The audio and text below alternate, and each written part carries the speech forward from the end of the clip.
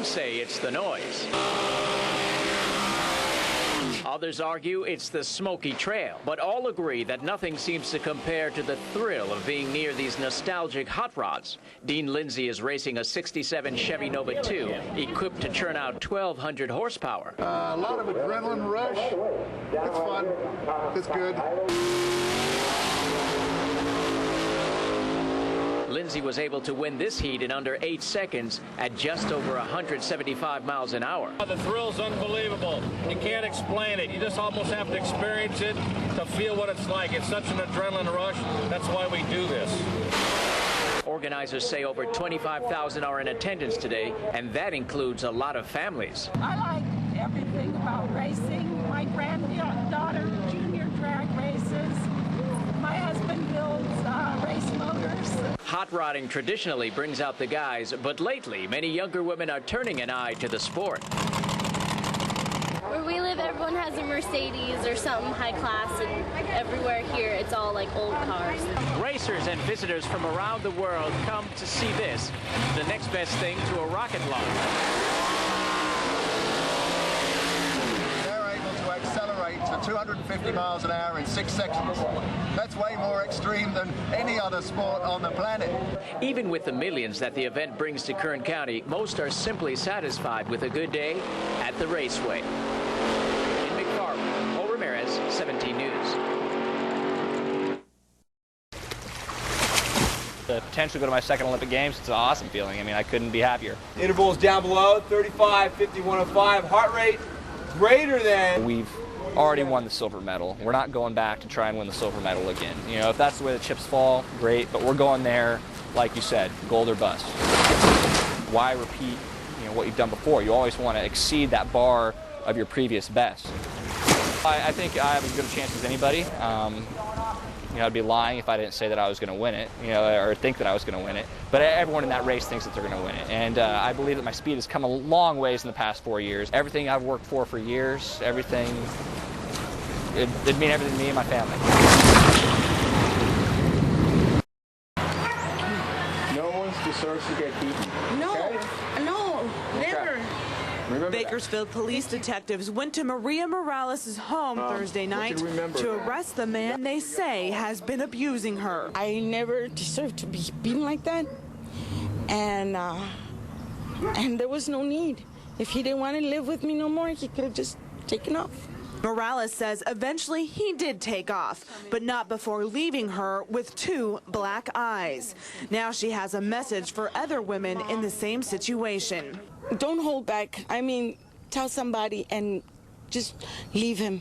Leave that person, because they do this every time. They promise you, oh, I'm sorry, baby, I'll never do it again. And they do the same thing. A man that beats a woman once will always do it again.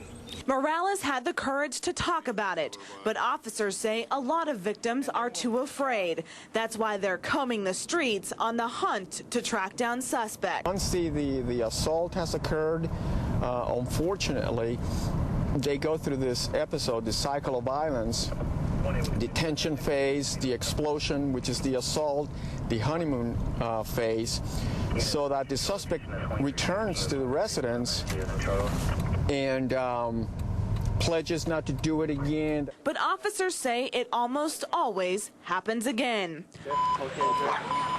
This man is one of dozens that was rounded up on domestic violence charges.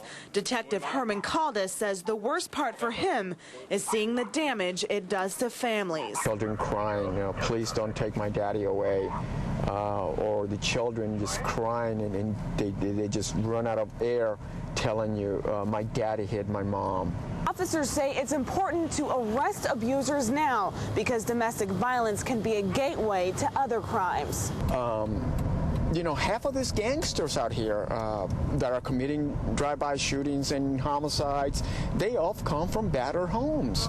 Caldas wants victims to know they can help. I want you to remember that you're not here alone. We're here to help you. Okay. Melissa Knievel, 17 News. Tam, what can you tell us? Well, Jim, CHP officials are still combing and still trying to figure out what happened here on the scene, but we can tell you just about an hour ago, the scene was full of CHP officials, cars, and this was tangled up here as this truck got hit by the train in the intersection. Now, the train was heading northbound through the Santa Fe intersection here at Kratzmeyer Road when it collided with the truck. Now, according to CHP officials, that truck was heading westbound on Kratzmeyer Road when it got stuck on the track somehow. Cars in front of it wouldn't let it go through. The cars in back of it wouldn't let it back up. So that truck was hit by the train in that intersection, and CHP officials are still trying to piece together this train versus truck accident. The truck was stopped on the tracks, and the impact caused minor injuries to the driver of the truck.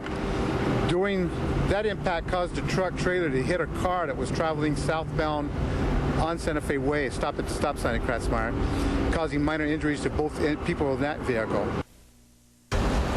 In all, 3 people were transported to local hospitals. One man suffered a cut to his head. Other people complained of neck pain.